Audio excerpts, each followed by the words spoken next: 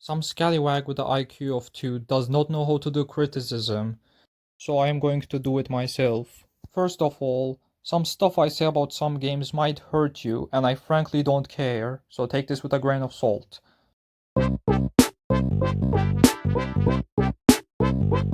Even though this is like crazy for me to say it, out of every other game I'm going to review right now, Forsaken might have the best optimization, both for mobile and for PC. The problem with the game is not even the game itself. First of all, let's start with the elephant in the room. The management. What I mean by this is that all of us know that there's a bad person in the dev team that is sucking off 25% of the entire money. Actually 41 if you include the alt account she has. And if they're really that desperate to keep her, might as well reduce the amount of fucking money she gets to 1%. Like, people don't play this game not because it's a bad game. People are not playing it because they just don't want to support an individual that causes so many trouble. But yeah, that's pretty much about the management, other than people getting angry over some small minor inconveniences. And then the second problem this game has, from what I've seen, is the identity loss. If you guys don't know what I mean by this is that, let's say, think about a game, Fortnite. People don't really play Fortnite because of the gameplay, they play it because of the collabs and the characters they saw in social media. Like, let's say people are not playing Forsaken because they want to get chased by a 15-inch behemoth right here. They are playing the game because they saw a character that's in the game. Like, let's say, to be honest, if I saw Mordecai in the game getting chased by Jason Voorhees, then I would have played that game too. I would normally talk about the fandom, but I sort of think mentioning the fandom right now is kinda pointless considering every fandom is bad. There's not a single good fandom in this world, so I will not be going into the fandom section, but just know that a lot of fandoms are bad. Also this one. Anyway, I'm giving this game 7 out of 10. I would play it, but I don't wanna be having the fear of supporting an individual that definitely gonna cause arson someday.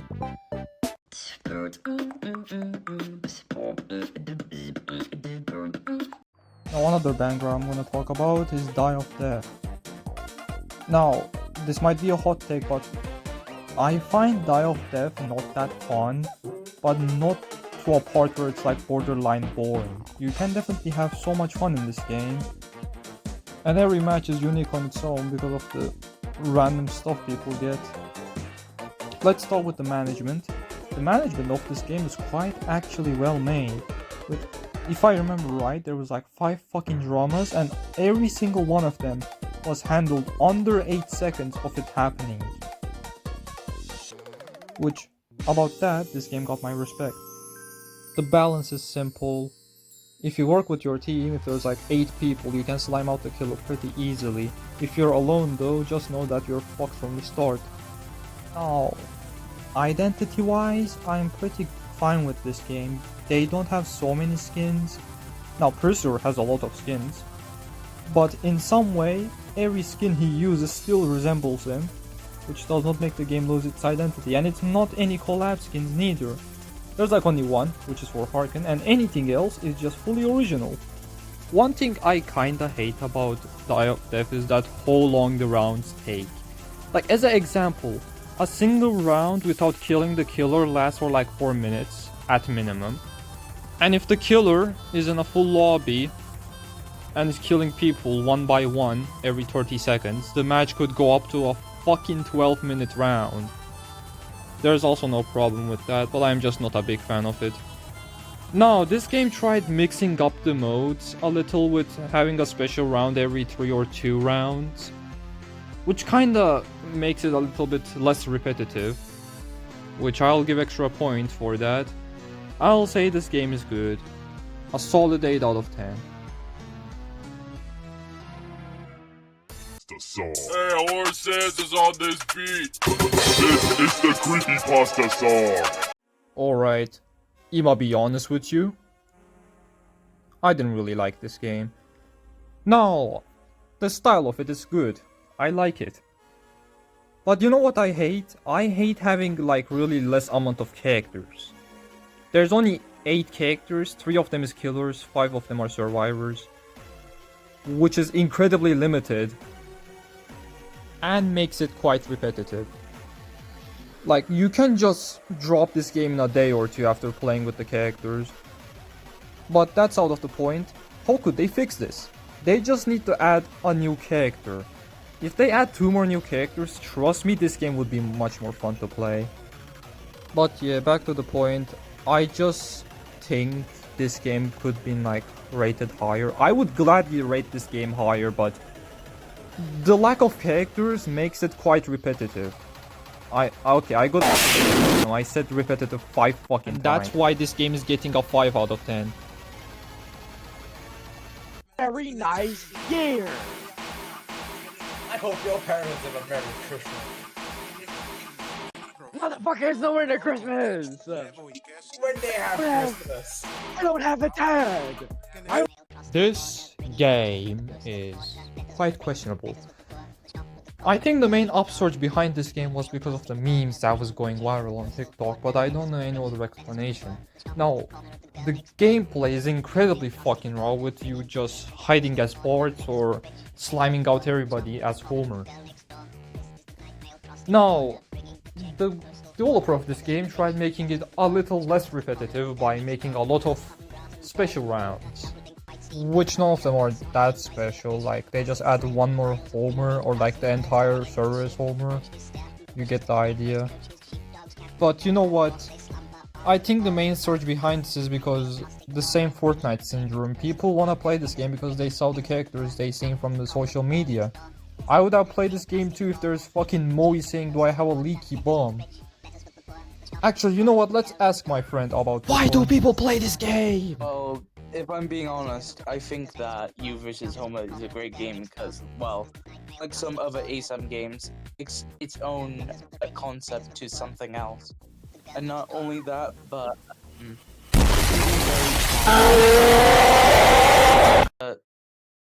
the map rotation isn't that great as well. And, like, most of the maps are like fucking small. Yeah, gang, you heard him. The maps are small, and the rotation is kinda dog shit. What else? I can't really say anything about management, but I heard some stuff. But yeah, this is pretty much all You vs. Homer has to offer. I wanna rate this really low, but I can't really rank it that low, so it's gonna take a 4 out of 10. Hey Chris, what's on the mug? I didn't. Alright, breaking and steal things. Back in the day, from the last review I made, I kinda hated this game. But now, how they handled the stuff and the new development team, the management of this game is actually now quite good. So the management is thankfully alright. Now to the gameplay.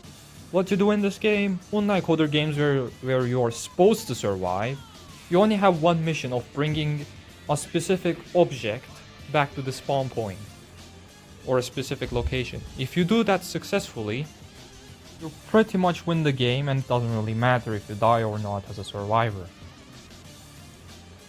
Now, this isn't bad on paper, but keep in mind, this objective is forced, so you can't really just sit in the corner and then expect for yourself to win a game.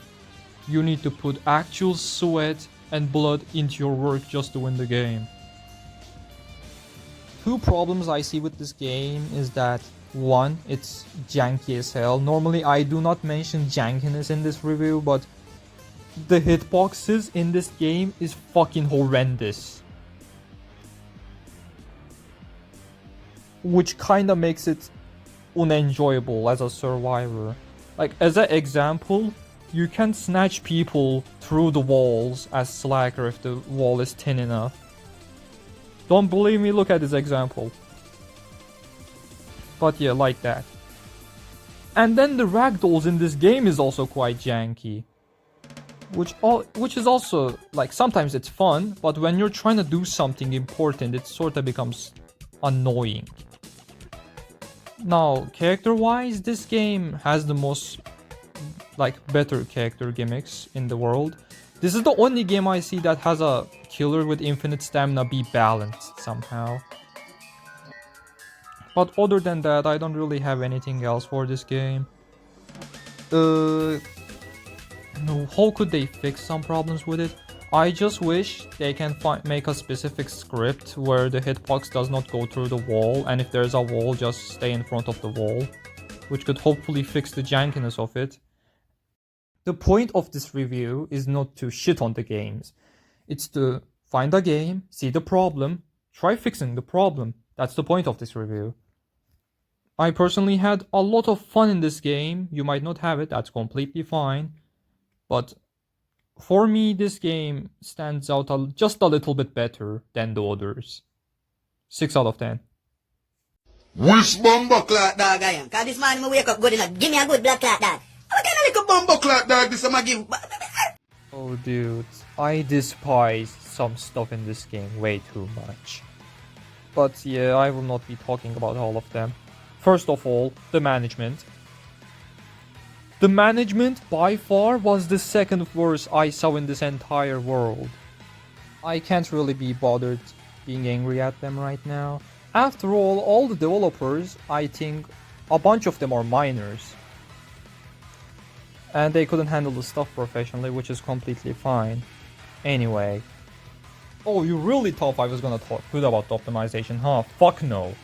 The optimization in this game is quite two-sided, to say the least.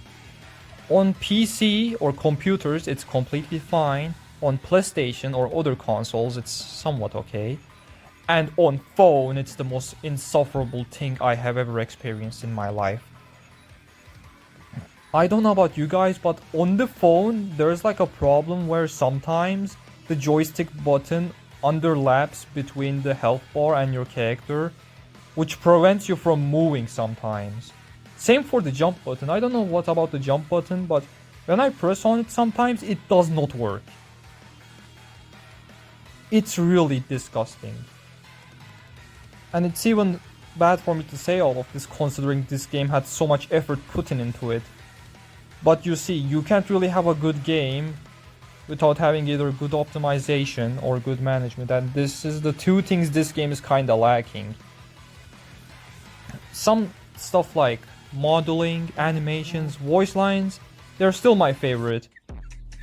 But if they had a better management and better optimization, then I would have put in this game higher. So sadly, I have to give this game a 6 out of 10. I would play it, but it's not my favorite anymore. Mario! Alright, Pillar Chase, the final game I'm gonna talk about. I'm gonna be honest with you, I had a lot of fun in this game, but I'm not gonna be like giving bonus point for that. First of all, let's speak with the management of the game. It's actually quite well handled, if I say so myself. Developers of this game, when they're adding a new killer or a monster, they like contact the person that owns the ownership for the character, and if they let them do it, they add the character. If not, they don't be in the game. Simple as that. Now, at some point, this game gotten shut down, not because the game had any problems with it. It was just made for safety, because at that moment, a game called Sonic.exe The Disasters was taken down by a fake Sega account, and the developers didn't really want the same thing to happen to their game, so they were sometimes shutting it down. But that's pretty much about the management. Now, out of the management, optimization of this game is quite well made, which makes me able to have some fun on every single platform I played it on. Anyway, that's out of the way. Now, for the balancing, this game definitely had the worst when it comes to balancing. At first, this game was quite survivor-sided, but now it's killer-sided for a good reason, because there's so many killers. And I personally think it's a good idea to make a game survivor-sided when there's a lot of killers. Because if you don't do that, some characters will never see play whatsoever. Like, if we had this old stamina system in Pillar Chase right now, nobody, and I mean nobody, would play Rosemary. Even Waper. They're only being played because the stamina system currently is letting them catch up to the survivors and kill them properly. The malice system is pretty straightforward. You go into the map, you get 1 point, you do more tasks, you get more, like, killer chance, stuff like that. Oh, speaking of the recode, I am clenching my toes for the recode. When the recode drops, I'm pretty sure this is going to be the best game in the world. But that doesn't mean I'm gonna be bad on the criticism. And with all of that being said, I will give Pillar Chase a 8 out of 10 for the recode and a 6 out of 10 for the current version. Alright, thanks for watching the video. This 16 minutes of Nothing Burger is definitely going to be outdated in like a month or two because of how fast some games update or change. But thanks for watching.